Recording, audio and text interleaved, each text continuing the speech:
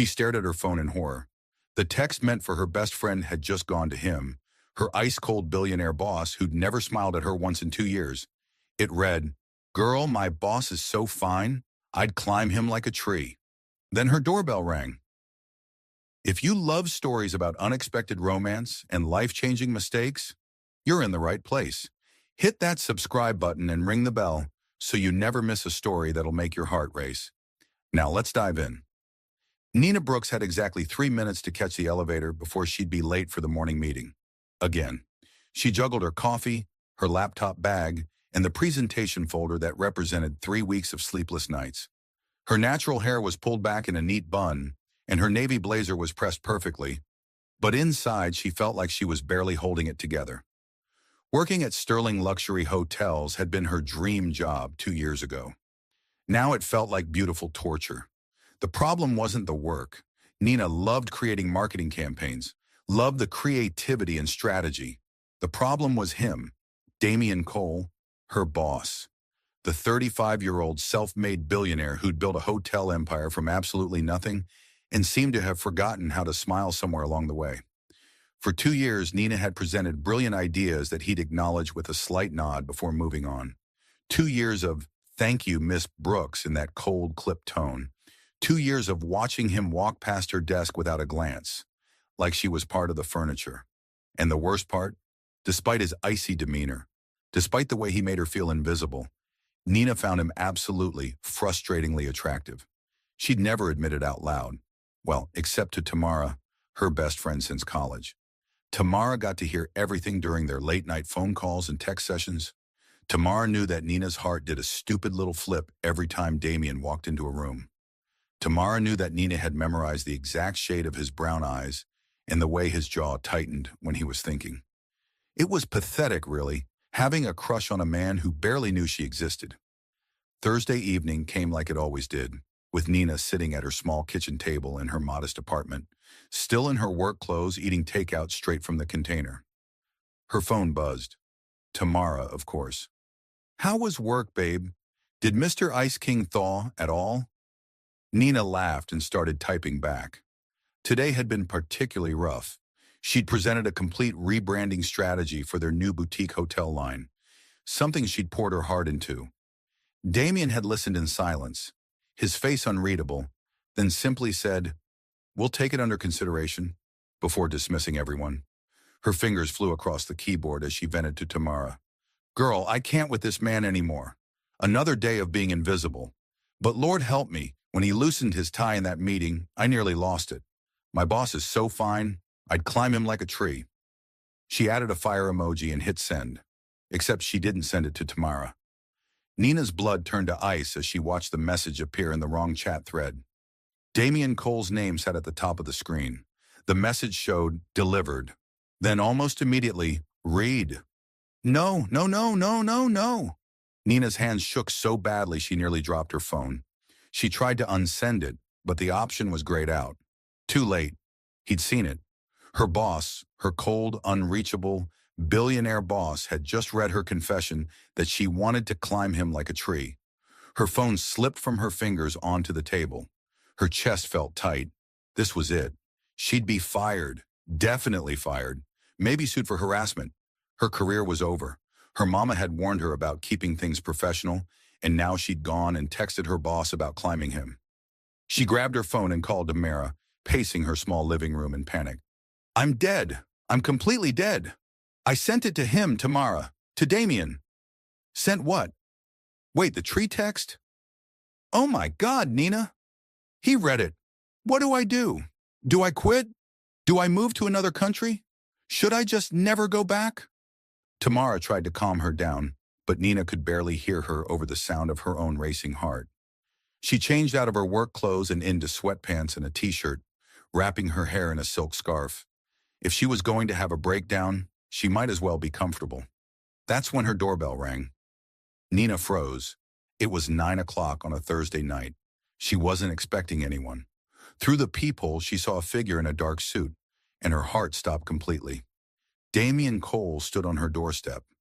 For a moment, Nina considered pretending she wasn't home, but his car was parked outside, and her lights were on. With shaking hands, she opened the door. He stood there, tall and commanding, even in the dim hallway light. His tie was loosened, the same way it had been in the meeting, and his expression was unreadable as always. But something in his eyes looked different. Uncertain, maybe. Mr. Cole, Nina's voice came out, barely above a whisper. Miss Brooks, may I come in? What else could she say?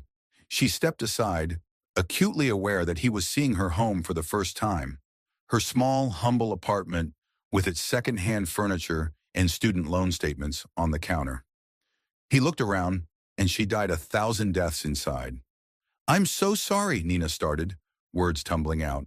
That text was completely inappropriate. I was venting to my friend, and I hit the wrong contact, and I know that's no excuse. I'll submit my resignation first thing tomorrow. You won't have to deal with any awkwardness or... Did you mean it? His voice cut through her rambling. Nina blinked. What? The text. Did you mean it? Damien turned to face her fully, and the intensity in his eyes made her breath catch. I don't understand what you're asking. He took a step closer, and Nina's back hit the door. I had to come see if you meant it, because I've been trying to figure out how to talk to you for 8 months, and I've failed every single time. The world tilted. Talk to me? You barely acknowledge I exist. Something that might have been pain flashed across his face. I know, and that's the problem. He ran a hand through his dark hair, messing it up in a way that made him look younger, more human. I don't know how to do this. People, I mean. Connections. I built an empire by being cold and calculated and keeping everyone at a distance. But you, he looked at her with an expression she'd never seen before. You walk into a room and everything gets brighter. You laugh and I forget what I was thinking about. You present ideas with such passion that I want to just listen to you talk for hours. Nina's mind reeled. You've never once smiled at me. Because if I started, I wouldn't be able to stop. Don't you see? His voice dropped lower. I'm terrible at this. I grew up with nothing, fought for everything I have. I learned to bury every emotion, every want. It made me successful, but it made me alone. And then you showed up with your brilliant mind and your beautiful smile, and I didn't know what to do with what I felt. She should say something, anything. But words had abandoned her completely. Damien continued. I read every email you sent at least twice. I've implemented 3 of your campaign ideas for our West Coast properties. I know you take your coffee with oat milk and cinnamon. I know you bite your lip when you're thinking and tap your pen when you're excited about something. I notice everything, Nina. Everything. But I'm your boss, and I didn't want to be that man who makes you uncomfortable or puts you in an impossible position. So you just ignored me instead? I kept my distance because I was trying to be professional, trying to be appropriate, and clearly failing miserably because here I am, at your apartment at 9 p.m., telling you things I have no business telling you. He stepped back, giving her space. I should go. This was inappropriate. I just needed you to know that the attraction isn't one-sided, and whatever happens tomorrow at work, your job is safe. You're too valuable to lose over my inability to handle my own feelings. He turned toward the door, and something in Nina snapped. She'd spent 2 years feeling invisible, and now this man was telling her he'd seen her all along. That he'd been hiding his feelings while she'd been hiding hers? Wait. Her voice came out stronger than she felt. You said 8 months. Why 8 months specifically? Damien paused, his hand on the doorknob. The investor dinner in April, you wore a yellow dress and gave an impromptu pitch to the Singapore investors when our presentation system failed. You were brilliant and confident and completely captivating. I went home that night and couldn't stop thinking about you. Haven't stopped since. Nina remembered that night. She'd been terrified but had pushed through. She'd felt Damien's eyes on her the whole time, but assumed he was judging her performance. Instead, he'd been... What? Falling for her? I thought you were just cold, she said softly. I thought you looked down on people like me. People like you? He turned back, confusion on his face. You're a billionaire, Damien. I'm a girl from the South Side who's working 2 jobs to pay off student loans. I live in a 1-bedroom apartment with furniture from Facebook Marketplace. We're from different worlds. His expression shifted to something that looked almost like anger. but not at her. You think I care about that? Nina, I grew up sharing a bedroom with 3 brothers in a house with no heat. I wore the same pair of shoes for 2 years until they fell apart. I know what it's like to be hungry, to be dismissed, to be told you'll never amount to anything. Money changed my circumstances, but it didn't change where I came from. The vulnerability in his voice cracked something open in Nina's chest. She'd built up this image of him as untouchable, unreachable, but the man standing in her apartment looked lost and honest and surprisingly fragile. I don't know what to do here, Nina admitted. You're still my boss. This is complicated. It is, he agreed, which is why I'll leave, and on Monday we'll pretend this never happened. You'll keep doing your incredible work, and I'll keep being professional, and we'll both pretend that text never existed. But as he reached for the door again, Nina realized she didn't want to pretend. She'd spent her whole life being careful, being practical, protecting herself. And where had it gotten her? Working herself to exhaustion while the man she was attracted to kept her at arm's length because he was trying to be honorable. Or, she said, and he froze, or we could be adults about this. Talk about it. Figure it out together. Damien turned slowly, hope and caution warring on his face. What are you saying? I'm saying I don't want you to leave. I'm saying that for 2 years, I've thought you were the most frustrating, attractive man I've ever met. I'm saying that accidental text was the most honest thing I've sent in months. She took a breath, gathering her courage. I'm saying maybe the worst mistake I've made turned into something that needed to happen. The smile that broke across his face transformed him completely. It reached his eyes, softened every hard edge, and made Nina's knees weak. He had dimples. The cold, distant CEO had dimples. Can I take you to dinner? He asked. Properly, not as your boss, just as a man who can't stop thinking about you. What about work? The complications. We'll figure it out. Together, like you said. I'll talk to HR. We'll do everything by the book. But Nina, I've spent 8 months being careful and professional, and it's been miserable. I don't want to waste any more time. They talked until midnight, sitting on her worn couch, sharing stories and secrets. He told her about building his first hotel, about the failures and rejections along the way. She told him about her mama raising her and her brothers alone, about working 3 jobs to put herself through college. They discovered a shared love of old movies and terrible cooking skills. He made her laugh, really laugh, and she watched the ice around him melt with every smile. When he finally left, he paused at the door. That text message, he said, a smile playing at his lips. For the record, I'd let you climb me anytime you want. Nina's jaw dropped, and his laugh, deep and genuine, echoed down the hallway. Monday morning felt like walking into a dream. Nina arrived early, her stomach in knots despite the weekend of sweet text messages from Damien. The office buzzed with its usual energy, but something felt different. People were smiling more. The usual tension seemed lighter. Then she saw why. Damien Cole was saying good morning to people, actually greeting staff members by name. When he passed Nina's desk, he gave her a small private smile that made her heart skip, but kept walking. Professional, appropriate. At 10 a.m., his assistant called her to his office. Nina's hands shook slightly as she gathered her things. This was it, the conversation about how they'd handle things professionally. But when she entered, his expression was all business. Miss Brooks, please sit down.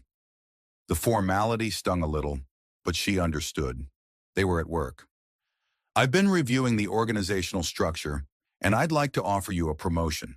Senior Marketing Director. It comes with a significant salary increase, your own team, and a seat in executive meetings. Nina's excitement crashed into suspicion. Is this because of what happened? What happened? His expression didn't change. The text, our conversation. This feels like, I don't know, charity or guilt or... Stop. His voice was sharp and hurt flashed in his eyes. You think I'd promote you out of guilt? I don't know what to think. 3 days ago, I was invisible. Now suddenly, I'm senior director? How does that look, Damien? She'd used his first name without thinking, and his jaw tightened. It looks like I'm finally doing what I should have done 6 months ago. But you're right to question it, so I'm withdrawing the offer. Nina's heart sank, but he continued. Come back Friday. I'll make the same offer, but this time in front of the executive board, with documentation showing that I recommended this promotion 8 weeks ago, long before your accidental text. She stared at him. You recommended me 2 months ago? I've been recommending you for months, but I kept getting pushback. I finally forced it through 3 weeks ago. Check the HR records if you don't believe me. This has nothing to do with my personal feelings, Nina. This is about your value to this company, which I've recognized since the day you started. Nina left his office feeling shaken and confused. She avoided him the rest of the week, throwing herself into work. But she noticed changes. Damien was different with everyone. More present, more human. He credited people's work in meetings, remembered birthdays, actually listened when people spoke. Friday came, and Nina was called to the main conference room. The entire executive board sat around the table, and her mouth went dry. Damien stood at the head, and for the next 30 minutes, he presented her entire portfolio of work. Every campaign she'd created, every strategy she'd suggested, every innovation she'd brought to the company. He showed metrics, profits, client feedback, all attributed to her ideas. Then he pulled up a document dated 8 weeks earlier. His recommendation for her promotion, detailed and thorough, praising her skills and vision. Miss Brooks has been the creative force behind our most successful campaigns this year, he told the board. This promotion isn't a favor. It's overdue recognition. The board approved unanimously. Afterwards, Nina approached him in the empty hallway. Thank you, she said quietly. Don't thank me for giving you what you earned. His voice was gentle but firm. But I need to know where we stand, professionally and otherwise. Nina took a breath. Professionally, I accept the promotion. I've earned it, and I'll excel at it. Otherwise, she met his eyes. Otherwise, I think we need to keep things professional, at least for now. This promotion is too new, and I need to prove myself without any appearance of favoritism. Pain crossed his face, but he nodded. I understand. I respect that. I'm not saying never, Damien. I'm saying not yet. The next 2 months were beautiful torture.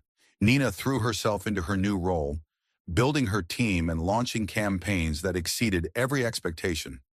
She and Damien worked together brilliantly, their minds in perfect sync during strategy meetings. The chemistry between them was undeniable, crackling across conference rooms and making everyone else uncomfortable. But they kept their distance. Professional, appropriate, miserable. The company gala arrived in early December, a black tie event at their flagship hotel. Nina wore a deep burgundy gown that hugged every curve, her natural hair styled in elegant curls. She felt beautiful and powerful and absolutely terrified of seeing Damien in a tuxedo. When she arrived, he was across the ballroom, but his eyes found her immediately. The look he gave her made her forget how to breathe. Throughout the evening, they orbited each other like planets, never quite touching, but always aware. Then came the moment when protocol required the CEO to dance with his executive team. When Damien extended his hand to Nina, electricity sparked between them. The moment his hand touched her waist, the world narrowed to just the two of them. You're killing me in that dress, he murmured, his voice low enough that only she could hear. You're not exactly playing fair yourself, she whispered back, acutely aware of how perfectly they fit together. They moved in silence for a moment, the tension building with every step. Then Damien spoke, his voice rough. I'm quitting. Nina stumbled, and his arm tightened around her. What? I'll step down as CEO, promote Vincent to take over. Then I can take you on a proper date without any complications, without anyone questioning your achievements or our integrity. She stopped dancing, searching his face. He was serious. He'd give up everything for her. Don't you dare, Nina said fiercely. I didn't fall for a man who runs from challenges. I fell for the man who built an empire from nothing, who fights for what he wants, who just spent 2 months respecting my boundaries while clearly dying inside. Nina, we're done hiding. I've proved myself. Everyone in this room knows I earned my position, and I'm tired of pretending there's nothing between us when everyone can see it anyway. She pulled him closer and kissed him, right there in the middle of the ballroom, in front of executives and employees and clients. For a heartbeat, he froze in surprise. Then he kissed her back, one hand cradling her face like she was precious, the other pulling her closer. When they finally broke apart, the room had gone silent. Then someone started clapping, and soon the whole ballroom erupted in applause and cheers. "Well," Damien said, his forehead resting against hers, that beautiful smile transforming his face. "I guess we're public now." "Guess so," Nina grinned. "Think you can handle dating someone who calls you out on your nonsense?" "I'm counting on it." 6 months later, Nina's life had transformed in ways she'd never imagined. She was thriving as senior marketing director, leading campaigns that put Sterling hotels on the map in new markets. The board had approved new policies about workplace relationships, transparency, no direct reporting lines, regular HR check-ins. She and Damien navigated it all with honesty and care. But more than that, she'd found a partner who saw her, valued her, and loved her completely. Damien had learned to laugh, to be vulnerable, to let people in. She'd learned that sometimes the scariest leaps led to the softest landings. One evening, curled up on his couch, much nicer than her old one, though she'd kept her apartment for independence, Nina was texting Tamara while Damien read through contracts beside her. She typed, "Girl, I climbed that tree after all." Damien glanced over her shoulder and burst out laughing, that deep, genuine sound she'd grown to love. "Are you ever going to let me live that down?" "Never. It's our origin story." He pulled her closer, pressing a kiss to her temple. "Best accidental text in history." "You know," Nina said thoughtfully, "I'm thinking of starting my own marketing firm.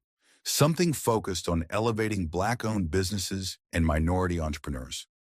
"Tell me more," Damien said, and she could hear the excitement in his voice. They talked for hours about her vision, his experience, how they could make it work. He offered to be a silent investor, to mentor but never control. They dreamed together, planned together, built together. Later, as Nina drifted off to sleep in his arms, she thought about that panicked moment when she'd sent the wrong text. The worst mistake of her life had led to the best thing in it. Sometimes you had to climb the tree to see the view from the top, and sometimes, if you were very lucky, the tree caught you right back. Sometimes the worst mistakes lead to the best moments. If this story touched your heart, show some love with a like and drop a comment telling us about a time when an embarrassing moment turned into something beautiful. Don't forget to subscribe for more stories that prove love finds us when we least expect it. See you in the next one.